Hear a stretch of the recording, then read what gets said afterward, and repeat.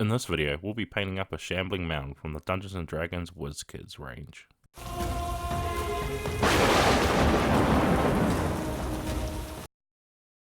Okay, so what we're going to be doing with our Shambling Mound miniature is we're going to start off with some Citadel contrast paint, orc flesh.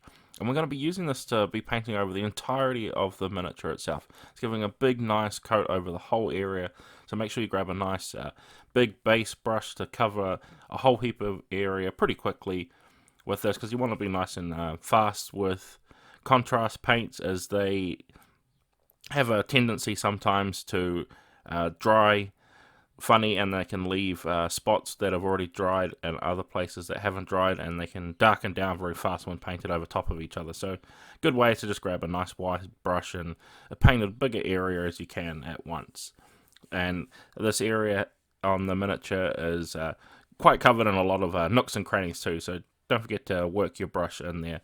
But the good thing is it does take a little bit of time for the contrast paint to dry, so we do have a little bit of working time here, and we should be able to get a good coverage over the whole thing with this. And of course, the good thing about these miniatures is they're already pre-primed, so we don't have to worry about priming them either.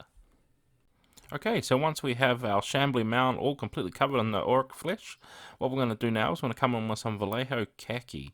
And we're going to be using this to just be picking out the teeth here on our Shambling Mound, because I feel like these are going to be some sort of swampy coloured rocks, and just like bits of debris in there. And I'm trying to follow the sort of canon artwork of the Shambling Mound from the Dungeons & Dragons Monster Manual. So it has this khaki color tone to the teeth, so we want to make sure we get all of them as well. And if there's any other little bits like this over the body too, you want to be covering them up as well. I think there's one just on the back, so once I've covered this up, have a quick look over here, and yes, you can see here there's like a little stone protrusion on here as well, so we're going to be covering that with the khaki as well. Okay, so once we have our Shambling Mound all covered in that orc flesh from Citadel, what we're going to be doing now is we're going to move on with some Mahogany Brown from Vallejo, and we're going to be using this to be painting all the branches on this miniature. So this Shambling Mound is a big mashup of vines and branches and twigs and leaves and stuff, so just looking over the miniature, now this is totally up to you which ones you want to paint. I guess this is going to be a very interesting thing, because there's so many pieces on here you can paint, so I'm just going through and picking out ones that look like branches to me, as well as giving a nice change in color from all the green that we have on here as well. So it's really up to you where you want to do it, but if you want to follow along with me, then go ahead and you can see all the places where I'm picking out on this miniature to vary up the colors, because with this swamp Shambling Mound here that we're going for, it's very swamp-like and stuff. I'm going more of a sort of magical bit of foliage has come to life rather than the swamp look, so it might be a little bit lighter than you're used to for a Shambling Mound. Okay, so now we have some branches picked out all over the miniature. What we're going to be doing is we're coming in with some hemp rope now, and the hemp rope is sort of a greenish yellow, so it's going to be a nice color to pop on the miniature as well, to give us some different colors on here. So I'm going to be picking out one of these really big vines that we've got on here, so make it really pop on the miniature against all this green. Since it's a greeny yellow, it really you can see it there just popping out really nicely, and it's going to give that different break in color that we need for the miniature rather than it being all green, because I want to take it a step further than just placing over the contrast paint all over, doing it green and then having it completely done like that. So I want to take it that step further, adding in some of those details and stuff like that. Okay, so once we have a few of those thick vines picked out, what we're going to do now is we're going to come with some angel green. And this angel green is a very dark green compared to the auric green that we already have on here. Maybe a little bit hard to see on camera since they're all greens, but I assure you that it's a lot darker, especially once it dries. It dries a lot darker than you can see here on the miniature that I'm painting up at the moment. And I'm just picking out some more vines sort of randomly. I'm trying to keep it so we've got an even balance of colors that we're going to be using, because that's sort of the theme I'm going to keep in mind, is we want to have these variety of greens on here and stuff, and I'm just trying to balance them out so they're not all in one place or they're all sporadically over the place. So it's just a sort of a balancing act I'm trying to do here. And remember, all this stuff is totally up to you. If you don't want to come in with these dark greens, then you don't have to worry about it. That's a great thing about the Shambling Mound. It's all up to you. Okay, so once we've applied that angel green, we're going to come in now with scaly hide, which is a nice light green, sort of a bluish green here. And we're just going to be picking out a few more vines and stuff on here to add to that sort of messy, shambling mound look that we want to go for. That it's a whole bunch of vegetation all coming together from random parts of a forest to this magical creature. So just coming in, picking out some more vines here, and what I'm trying to do as well, I don't know if you've noticed, but when I'm painting the vines, I'm also just looking over the whole miniature to see if these vines connect to one another, and trying to paint them as if it's all one vine, so it sort of has a consistent theme, so you can follow one vine and follow it across the whole body, if it can, to give it that look like it is a living vine, like this is one whole big vine that has been tangled up in there.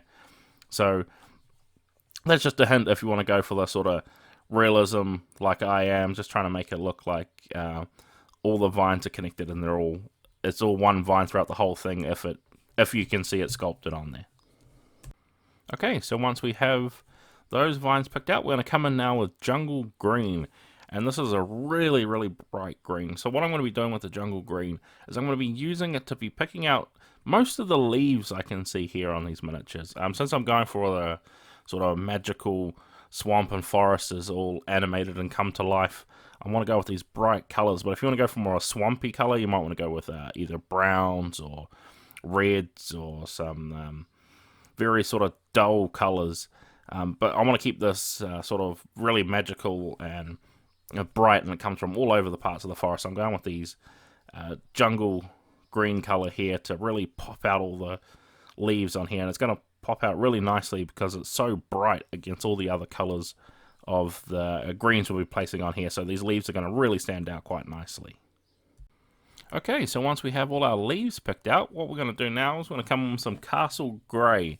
I know it's going to seem weird on the miniature here, but if you can't quite see, this Shambling Mound actually has some like rocky stones and sort of protrusion things here on the bottom of his base. So I'm guessing that they're stones. Well, I'm going to make them stones anyway. So that's why I'm going to come in with the grey. And it's also just going to add a little bit more colour into the miniature as well, instead of being all complete greens. So just a little bit of colour pop in there as well. Okay, so once we have those stones painted up, what we're going to do now is we're going to come in with some dragon red.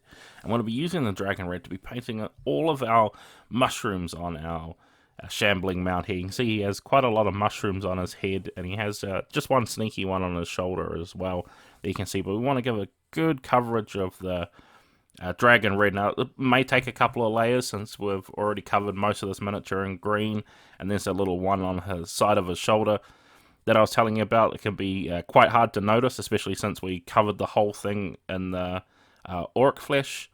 So don't forget about that little one on the side. So we want to make sure we're going to give them a couple of coats there so the red really pops out and give it that vibrancy that we need for it to stand out on this miniature. Okay, so now we have all the mushrooms painted up with a nice red. We're going to come in now with some red tone, which is a nice red wash. And what this is going to do is going to dull down the red, but sort of enhancing and deepening the color of those reds on there. And we want to be doing it at this stage because if we apply a wash later on to the whole miniature, we don't want to cover up the redness of these mushrooms. So that's why we're just painting the red now before we apply a wash to the whole miniature.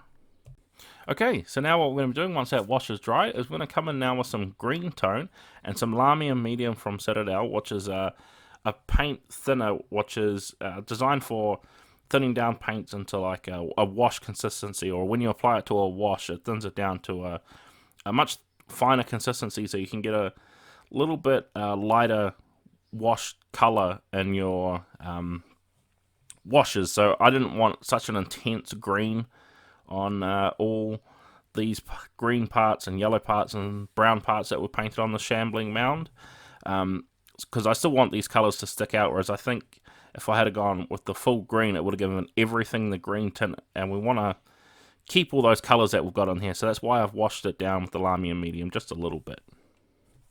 Okay, so once our green wash has dried up on our Shambling Mound, what we're going to do now is we're going to come in with some ash grey.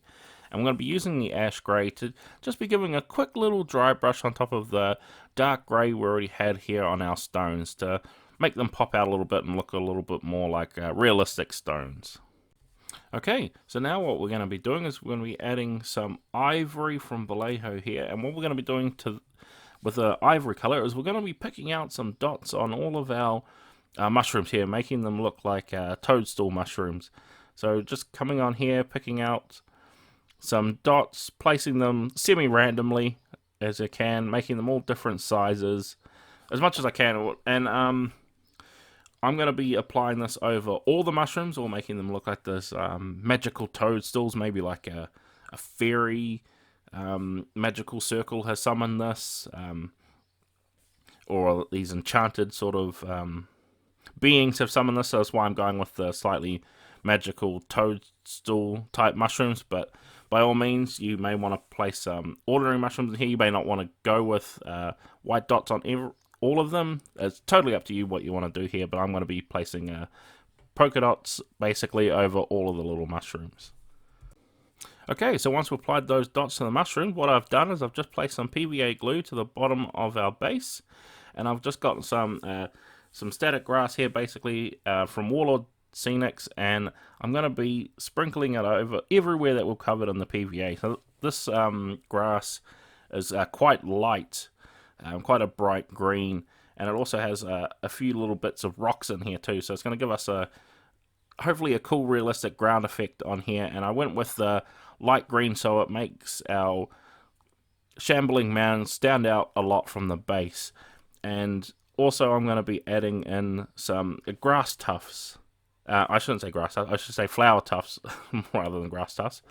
But you may want to place some grass tufts on here as well. I'm just going to be adding flower tufts on here to give it that more magical flower look that I want to get from this Shambling Mound. Because, like I said, I want it to be like this magical thing has risen up from the forest. So I'm going with that magical look by adding in all these little flower tufts as well.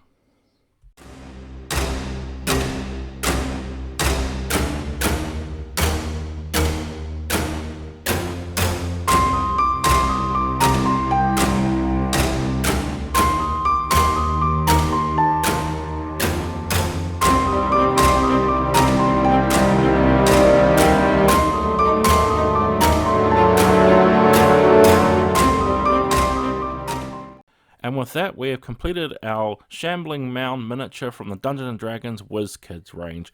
And you can see here that by adding in all those colours of greens and slight yellows and just a bit of browns with the twigs and those nice bright red mushrooms on top, we can really make it look like a magical bunch of vegetation from a forest has really come to life.